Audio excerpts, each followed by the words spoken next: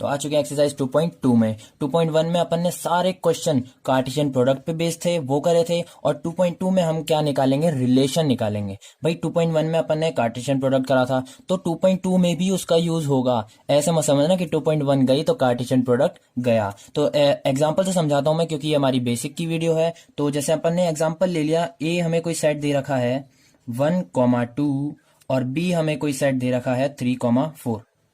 ठीक है, अब इसका अपन ने कार्टेशियन प्रोडक्ट करा, सबको करना आता है। ए क्रॉस अगर अपन ने बी करा तो 1 को पहले 3 से करेंगे, फिर 1 को 4 से, मतलब 1,3 ये ब्रेसेस में, 1,4 2,3 और फिर 2,4, ये अपन ने निकाल दिया इसका कार्टेशियन प्रोडक्ट। सबको आता है। 2.1 एक्सरसाइज देख लेना, सब समझ में आ जाएगा। कार्टेशियन प्रोडक्ट निकालने के बाद एक चीज याद रखनी है कि number of relations is equals to क्या होते हैं, number of subset of A cross B. समझ में आ गई बात? क्या याद रखना है, number of relation equals to number of subset of A cross B. मतलब ए क्रॉस बी क्या है, ये सारा है, मतलब ये पूरा कार्टेशियन प्रोडक्ट आया ए क्रॉस बी का। ए क्रॉस बी के जितने सबसेट बनेंगे, जितने भी सबसेट बनेंगे वो क्या कहलाएंगे, अपना रिलेशन कहलाएगा। समझ में आ गई बात? इसी चीज को अपन ये भी कह सकते हैं कि रिलेशन सबसेट और इक्वल्स टू कार्टेशियन प्रोडक्ट। अब सबसेट तो मुझे समझ में आ गया कि भैया अब सबसेट का साइन होता है ये, ठीक है ना, ये सबसेट का साइन होता है। तो सबसेट तो मुझे समझ में आ गया कि भाई ये मैंने यहां से उठाया, नंबर ऑफ रिलेशन जो भी होते हैं सबसेट होता है ए क्रॉस बी के, मतलब कार्टेशियन प्रोडक्ट के। पर ये इक्वल्स टू का साइन कैसे आया? तो 2.1 के क्वेश्चन 8 पे चलते हैं वापस। तो आ गए क्वेश्चन 8 पे। अब ये चीज उसी को समझ में आएगी जिसने क्वेश्चन 8 एक्सरसाइज 2.1 में ढंग से समझ लिया होगा। भाई अपन ने ए दिया हुआ था, अपन को बी दिया हुआ था, सिंपल सी बात। अपन ने ए क्रॉस बी निकाला, मतलब कार्टेशियन प्रोडक्ट निकाल लिया था। फिर हमसे इसने क्या पूछा था, ए और बी दे रखा, right A cross B, how many subset will A cross B, मतलब इसके सबसेट निकालने को बोले थे। तो भैया 2 की पावर 4, मतलब 2 की पावर n होता है इसका फॉर्मूला, नंबर ऑफ मतलब सबसेट निकालने का। तो ये अपने 16 आ गए थे, क्योंकि 1 2 3 और 4, ठीक है, n की वैल्यू 4 थी, तो 2 की पावर 4 करा 16 आ गए थे। अब इन 16 में से, ये तो सबसेट है, 16 में से एक मैंने बताया था कि एक 5 होगा ही होगा। जितने, अगर किसी का भी सबसेट निकालना है उसमें एक 5 होगा, पक्का होगा, इसकी कोई मतलब कुछ नहीं बोल सकते, पक्का एक 5 तो होगा। बाकी इसके सबसेट निकाले अपन ने, और इसमें एक खुद भी होता है। भाई सबसेट कैसे निकाले थे, एक बार 1,3 को अकेले ब्रेसेस में बंद करा, फिर एक बार 1,4 को ब्रेसेस में, ऐसे करके इन चारों को एक बार कर दिया। फिर 2 को लिया, 1,3 1,4 को ब्रेसेस में बंद करा, फिर 1,3 2,3 को ब्रेसेस में बंद करा। ऐसे कर करके अपन ने सारे सबसेट निकाले। पर एक बार ये पूरा खुद भी आया था, ये रहा, खुद भी आया था, मतलब खुद ही खुद का सबसेट है ये। मतलब ए क्रॉस बी, ये जो कार्टेशियन प्रोडक्ट आया था, इसके सबसेट में ये पूरा खुद भी आएगा, 5 भी आएगा और ये पूरा खुद भी आएगा। इक्वल्स टू का मतलब समझ में आ गया? सबसेट तो है ही सही, पर इक्वल्स टू का मतलब वो खुद भी एक बार अपने ही सबसेट के अंदर आएगा। तो ये बात क्लियर हो चुकी है। तो इस वाली लाइन का मतलब आप लोग समझ गए होंगे कि भैया रिलेशन क्या है, कार्टेशियन प्रोडक्ट का सबसेट, और इक्वल्स टू कार्टेशियन प्रोडक्ट भी उसके सबसेट में आएगा। एक एग्जाम्पल से समझाते हैं। भाई इसको याद रखना, अभी ए क्रॉस बी का जो अपन ने कार्टेशियन प्रोडक्ट निकाला है, इसी पे बेस में एक एग्जाम्पल देता हूं। जैसे हमें कोई एरो डायग्राम दिया हुआ है, ठीक है, इसमें बहुत सारे एरो डायग्राम बनेंगे, मतलब एरो डायग्राम ही बनेंगे ज्यादातर। तो इसमें ये वाला था अपना ए सेट, ठीक है, ए सेट, ए में क्या था, 1 था और 2 था, बी में क्या था अपना 3 और 4 था, और हमें पता है एक्स बिलोंग्स टू ए करता है और y बिलोंग्स टू बी करता है। तो इसको x दे दिया, इसको y दे दिया। यहां तक क्लियर है? ये ढंग से बना नहीं, वैसे बिल्कुल शेप में बनने चाहिए ये, ऐसे। समझ में आ गई बात? इसको क्या बोलते हैं, एरो डायग्राम। सबको क्लियर होगा? ठीक है भाई, एरो डायग्राम तो अपन ने बना लिए। अब हमें कोई रिलेशन दिया हुआ है, r इक्वल्स टू कोई रिलेशन दिया हुआ है, जैसे x, y is such that the sum of, कोई भी ले लो, मतलब मन से ले लो, the sum of x and Y. मतलब अगर हम एक्स और वाई के कोई से भी एक एक नंबर को उठा के उनका सम कर लें तो ऑड आएगा, ये बनाया, मतलब ऑड ले लेते हैं, चलो ठीक है। एक्स बिलोंग्स टू ए और वाई बिलोंग्स टू बी, ये तो है ही सही, हमें पता है कि एक्स ए को बिलोंग करता है, वाई बी को बिलोंग करता है, ये बोलने की जरूरत है ही नहीं किसी को। ठीक है, क्लियर है। X comma y such that the sum of x and Y, मतलब एक्स का कोई भी एक ले लो, वाई का कोई भी एक ले लो, दोनों का सम करें तो हमारा ऑड आना चाहिए। X belongs to A, y belongs to B, तो सबको पता ही है। तो मैंने सबसे पहले कर दिया 1+3 का, मतलब 1 और 3 के बीच में कर दिया। तो 1+3 मुझे दिख रहा है 4। 4 तो हमारे यहाँ इवन बोलते हैं, तुम्हारे ऑड बोलते होंगे, हमारे यहाँ तो इवन बोलते हैं। ठीक है, मैंने 1+5 4 करा, तो 1+4 तो हमारा 5 होता है, इसको हमारे यहाँ ऑड बोलते हैं, आपके यहाँ पता नहीं क्या बोलते हैं, हमारे यहाँ तो ऑड बोलते हैं। 2+3 करेंगे, 2+3 तो भी हमारा 5 आ रहा है, मतलब ये भी ऑड है, ये तो सबके ऑड बोलते हैं। और 2 और 4, मतलब 2+4 होता है 6, पर ये तो इवन है। तो मुझे इसमें से क्या क्या ऑड दिखा, एक तो 1+4 दिखा 5, एक 2+3 दिखा 5, मतलब ये दोनों ऑड है। तो हमें रिलेशन किस में दिया हुआ था, सेट बिल्डर फॉर्म में। भाई x comma y is such that कुछ भी, एक्स इज सच दैट कुछ भी, मतलब जो जिसमें भी सच दैट आ जाए वो होता है सेट बिल्डर फॉर्म, और जो सिंपल सीधी सादी होती है वो होती है हमारी रोस्टर फॉर्म। ठीक है भाई, तो अब हमें उसको रोस्टर फॉर्म में लिखना है, जो अपन ने अभी प्लस करके बनाए। क्या बनाया, आर इक्वल 1+4 करा था, एक तो 5 हुआ था ना भाई, ऑड आया था ना, और 2+3 करा था तो 5 आया था। तो ये हो गया अपना इसका आंसर।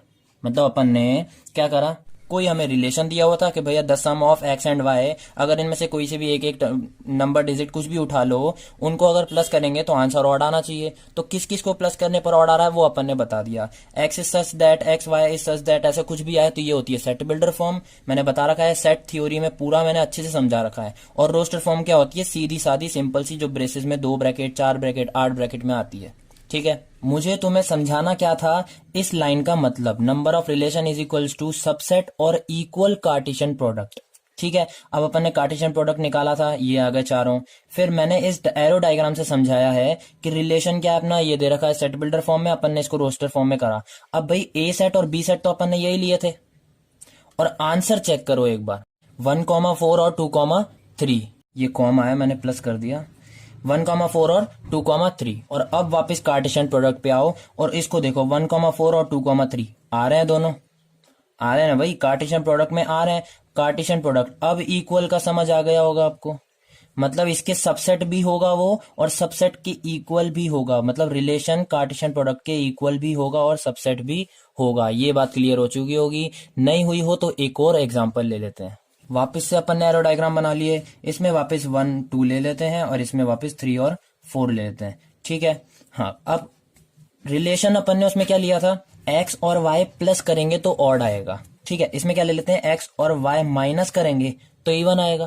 भाई रिलेशन ये अपन ने ले लिया कि भाई x comma y is such that the difference between x and y, x और वाई के बीच का डिफरेंस इज इवन। ठीक है, एक्स बिलोंग्स टू ए और वाई बिलोंग्स टू बी, ये भी सबको पता है। वापस the difference between x and Y, मतलब वाई माइनस एक्स करेंगे तो आंसर आना चाहिए इवन। तो वाई में से कोई सा भी उठा लिया मैंने, जरूरी नहीं है, एक्स और वाई के बीच का डिफरेंस पूछा है, एक्स माइनस वाई भी इवन आ सकता है, तो एक्स में से ले लो वाई में से ले लो, बात एक ही है। हमें तो आंसर क्या आना चाहिए, इवन। जो जिनका आंसर इवन आएगा वही वही अपन क्या होगा, आंसर होगा रिलेशन में, रोस्टर फॉर्म में, क्योंकि सेट बिल्डर फॉर्म तो ये है अपनी, x comma y such that कुछ भी। तो अपन ने ले लिया, जैसे 1 - 3 करेंगे तो -2 आ रहा है, भाई 3 में से 1 गया। ठीक है, तो ये मुझे दिख रहा है इवन। अब मैंने लिया 1 में से 4, 1 - 4 करा, अगर 1 - 4 तो इसमें आया -3, ये तो ऑड हो गया, इसको छोड़ो। 2 में से 3 गया तो ये आ रहा है -1, ये भी ऑड हो गया। और 2 में से अगर 4 जाएगा तो ये आ रहा है -2, मतलब ये भी इवन आ रहा है, एक और एक, ये 2। ठीक है, तो आंसर क्या होगा अपना, एक तो 1,3, ठीक है भाई 1,3, और ये क्या होगा 2,4। अब वापस कार्टेशियन प्रोडक्ट में आ जाओ, और अब इसमें देखो 1,3 है, 2,4 है, मतलब ये भी वापस हो गया। समझ में आ गई इस लाइन का मतलब, अब सबसेट भी है और इक्वल भी है।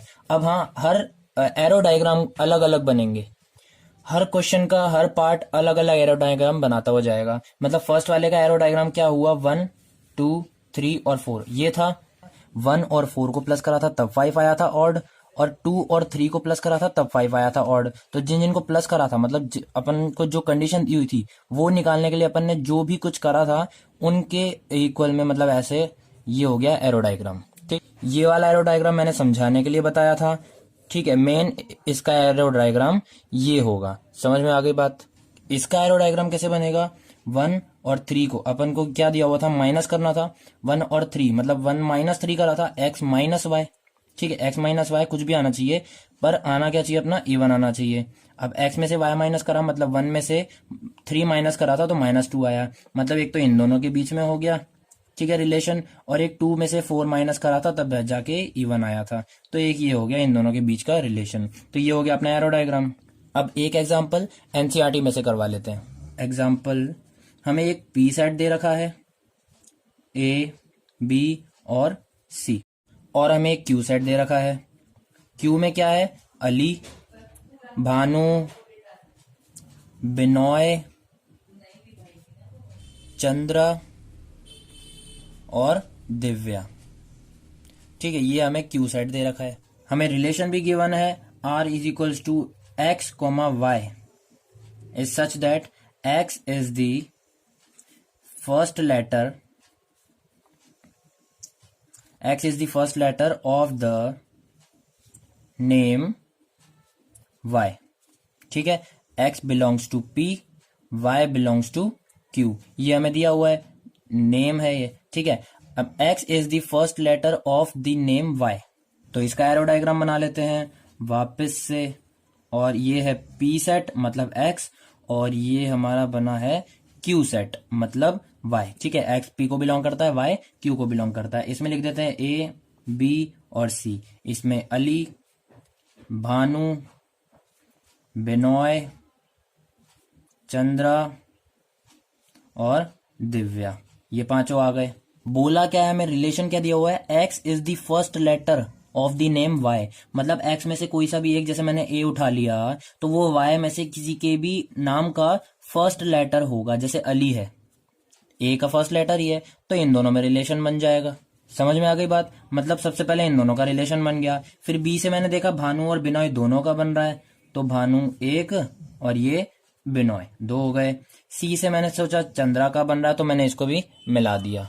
अब हमें कोई 3 चीजें दे रखी हैं इसमें कि डोमेन क्या होता है, ठीक है, रेंज क्या होती है और कोडोमेन क्या होता है।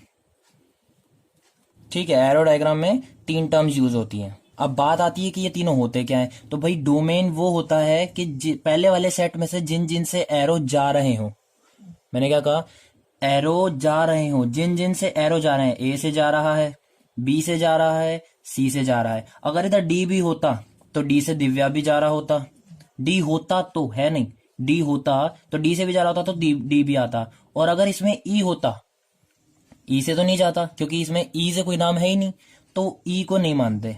जिन जिन से एरो जा रहे हैं सिर्फ उन्हीं को ही मानना है। तो अभी हमारे पास ए बी सी है, मतलब इसमें डोमेन हो गया ए बी सी, ये हो गई चीज। अब रेंज क्या होती है, तो रेंज वो होती है जिन जिन पे एरो जा रहे हैं, अली हो गए, भानु, बिनॉय, चंद्रा, दिव्या, कुछ भी हो गए, पर इसमें हम किन किन पे एरो आ रहे हैं, सिर्फ ए, बी और सी पे आ रहे हैं। डी का इसमें नहीं है, इसलिए दिव्या पे कोई एरो नहीं आ रहा।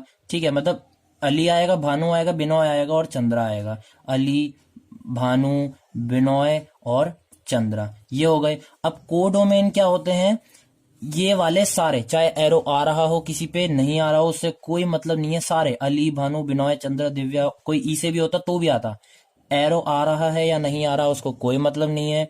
अली, भानु, कुछ भी, मतलब बिनॉय, चंद्र और दिव्या, मतलब सारे आएंगे, जितने भी ये लास्ट वाले सेट में है ना, इसमें जितने भी हैं वो सारे आएंगे, वो होता है कोडोमेन। और जिन जिन पे एरो जा रहे हैं वो होती है रेंज, और जिन जिन से एरो जा रहा है वो होता है डोमेन। और साथ में ये भी याद रखना है कि ये किन किन के बीच में रिलेशन हो रहा है। भाई ये P है, ये Q है, एरो किस तरह जा रहा है, P से Q तक, मतलब ये ऐसे होगा, मतलब P to Q। तो इसको कैसे लिखेंगे, R is such that P से लेकर Q तक, ये होगा अपना इसका नाम। ऊपर वाले का नाम क्या होगा, इसको तो अपन ने A और B लेके ही माना था, मतलब ये X हो गया, ये Y हो गया। तो रिलेशन है सच दैट A से B तक, ये हो गया। और इसके भी पहले वाले का क्या होगा, इसमें भी अपना तो ये एग्जाम्पल ही था, तो इसमें भी यही होगा, ए से लेकर B, R S such that, ये होंगे इनके नाम। ठीक है, ये याद रखना है एक तो। और ये डोमेन, रेंज और को डोमेन क्या होते हैं ये भी सबको पता चल चुका है। अगली वीडियो में अब करेंगे हम लोग एक्सरसाइज 2.2 के क्वेश्चंस।